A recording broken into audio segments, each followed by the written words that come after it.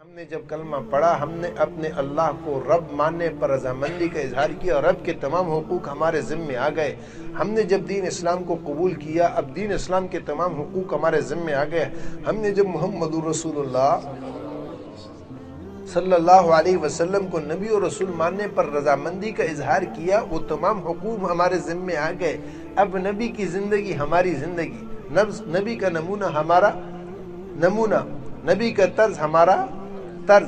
اب نبی ہمارے لیے مثال ہے، نمونہ ہے۔ لقد کان لکم فی رسول اللہ اسوۃ حسنۃ لمن کان یرجو اللہ والیوم الآخر وذکر اللہ کثیرا۔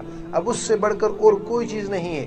اب کامیابی کا مدار صرف اس میں نہیں ہوگا کہ آپ نے صبح کو تو کچھ کام کیا اور شام کو اپنی مرضی کی نماز تو آپ نے پورے دین کے مطابق پڑھی، تکبیر تحریمہ سے سلام تک اپنے اللہ کو اپنے نبی کو سامنے رکھ کر دین اسلام کے مطابق نماز پڑھی، لیکن آپ باہر نکلنے کے بعد آپ تجارت میں یہود کے طریقے پہ چل رہے ہیں، آپ بینک میں سودی لین دین کر کے اسلام کے خلاف عمل کر رہے ہیں، آپ شادی میں ہندوؤں کی رسموں کو پورا کر رہے ہیں، آپ فوتگی میں جو ہے سکھوں کی اور یہودیوں کی رسموں کو پورا کر رہے ہیں، تو آپ سے کیا کہا جائے کہ میاں یہ آپ نے دوغلا پن اختیار کیا ہوا، یہ دو رنگی ہے۔ اللہ کو دو رنگی چھوڑ کر یک رنگ ہو جا، سراسر موم ہو یا سنگ ہو جا، یا تو پورے اسلام میں آ جا یا پھر اسلام کے لبادے کو چھوڑ دے۔ یہ کیا ہے تم نے؟ دیکھو صحابہ کرام رضوان اللہ علیہم اجمعین اسلام نے آنے کے بعد انہوں نے کوئی چیز بھی ایسی نہیں، جس چیز کا پتہ چلا کہ اللہ اور اس کے رسول کی منشا یہ ہے تو اس کے بعد انہوں نے ایک قدم بھی آگے نہیں اٹھایا۔ حجاب کا حکم ایک ہے، ستر ایک ہے حجاب۔ ستر کیا ہے؟ عورت کا سر سے پاؤں تک ستر ہے، سوائے چہرے اور ہاتھوں کے اور پاؤں کے، باقی سارا وجود اس کا ستر ہے۔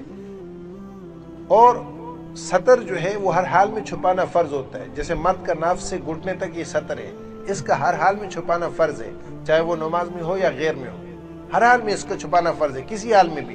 نہ مرد کے سامنے اس کو ننگا کر سکتا ہے، نہ عورت کے سامنے، نہ محرم کے سامنے زندہ کر سکتا ہے، نہ غیر محرم کے سامنے، ہر حال میں اس کو چھپانا ہے، ستر اس کو کہتے ہیں۔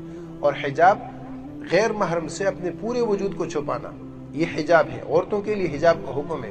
حجاب کا حکم یہ مدینہ طیبہ میں کافی عرصے کے بعد آیا، لیکن جس وقت آیات اتری حجاب کی کہ اب ایمان والی عورتوں کے لیے جائز نہیں ہے کہ وہ بغیر حجاب کے یہ باہر نکلیں، اور اس آیات کا چرچا مدینہ طیبہ کی گلیوں میں ہو گیا کہ اللہ پاک نے یہ حکم اتارا ہے، جس کو جہاں جس طرف اس حکم کی اطلاع ملی اگر اس کا قدم اٹھا ہوا تھا اس نے وہیں رکھ دیا، اس کا قدم بولو جہاں تھا وہیں بیٹھ گئی کہ جاؤ تم بڑی چادر لے کے آؤ تاکہ میں حجاب کر کے، حالانکہ شرعاً ان کے لیے گھر تک جانے کی اجازت تھی، لیکن وہ کہتی تھیں کہ اللہ کا حکم ایک قدم بھی اس کے خلاف چلنا ہمیں گوارا نہیں ہے۔